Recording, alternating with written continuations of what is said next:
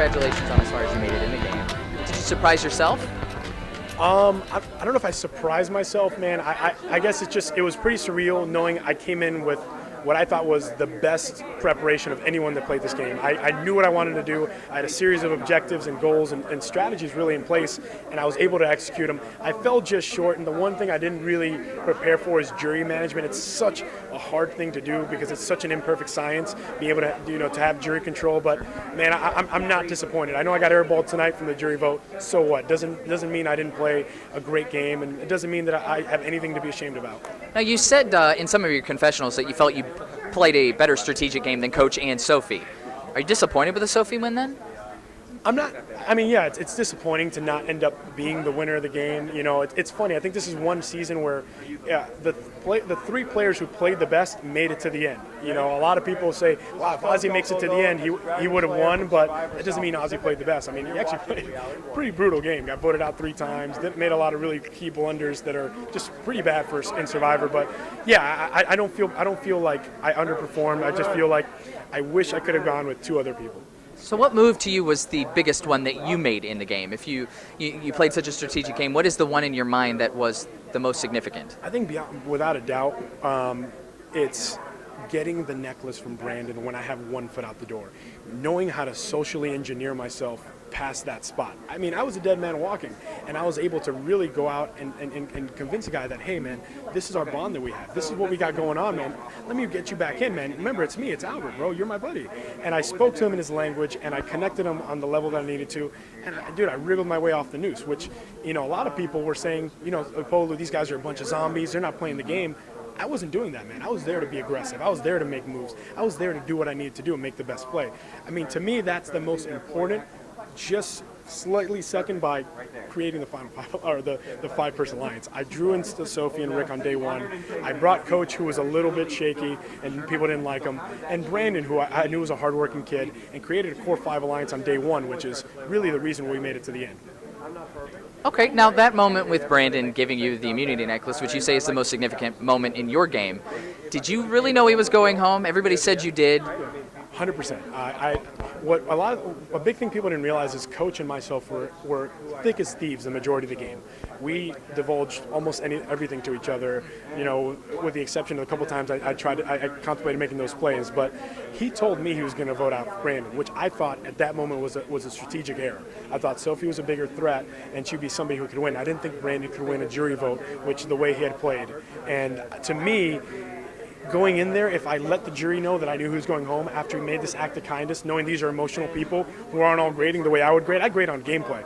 If you trick a guy and vote him out, that's awesome. Well done, good Survivor. For them, it's like, oh, poor kid, man, he got hosed. So I couldn't let them know that I knew it. But yeah, I knew wholeheartedly that he got voted out. I actually almost regretted not voting against him.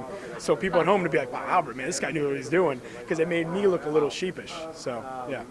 Wow, I'm actually kind of surprised about that. I overheard you say that Jeff Probst didn't like you. Yeah. What's the deal with that? I don't really know, man. I've been a big fan of Jeff coming in this game, but there was just a really palpable, tangible disdain he had for me. I mean, other people in the cast were very, very aware of it, and I just don't know what I did to him. I don't know if he just, and it happened really early on in the game. I don't know if he just didn't, particularly care for me being casted or what it was, but it was pretty obvious I wasn't one of his favorites. But you know what? It doesn't matter. I wasn't here to get Jeff Probst's vote. I was here to get 9 other people's votes and beat 17 other players in the game. So that was just a little bit of a stumbling block I had to go through when he framed me a little negatively in a couple spots. But it's not an excuse for me as to why I didn't win. No, I didn't see that really come across the show. What gave you that impression? It was really, really palpable. I mean, you watch it. Remember, you watch Sorry, no, I think he deserved to win. You watch tribal councils and things are condensed, but there's a lot of things behind the scenes that aren't necessarily seen. And everything I did in Survivor, there's a reason behind it, a rhyme and reason. And Jeff's the same way. Every question he asks, every statement he makes, there's a rhyme and reason behind it. There's something he's trying to prod and pry at. And I'm pretty perceptive. I'm not as dumb as I look. When you do something, it comes across that clearly, I know what's happening. I have no animosity towards Jeff. He's just trying to make good entertainment. For me, man, hey, I'll call him up right now. Let's go play me and you one-on-one Survivor and let's see what happens, dude. Let's see who goes farther. But it's just something that another block that I had to go over, which was he just didn't like me. Let's go to Coach very briefly. You kind of just talked to him a moment ago. Did you do any of the Coach Shi on the beach, or were you not sucked into that? I never got to do Coach Shi. Unfortunately, I was never invited to Coach Shi. I think Coach knew that I was more limber than he was. He didn't want me to show him up. But but no, man, Coach and I were actually, man, we were really, really tight the whole game, man. He's a guy that I related with on a lot of things, which was weird. I saw Coach play both times. I was like, this guy's a freaking lunatic. He's a goofball. But when you're there with him and you get to know him a little bit, I was really surprised, man. He's a cool guy. He's somebody that I saw a lot of myself in. And never in a million years would I have thought that. Never in a million years would I have thought, yeah, me and that guy Coach from Survivor would get along or be similar. But I didn't do Coach E with him. But, man, him and I talked more than any two people probably talked in the game by a large margin. So what would your dream Final 3 be? In a position to win the game for me individually, I would have gone against Cochran and Edna. The entire Survivor jury hates Cochran, and Edna never would have gotten a vote from any human being, ever. She didn't do a single thing strategically. She got told she was 6. They said, hey, you're 6 on like day 9. And she's like, okay, cool.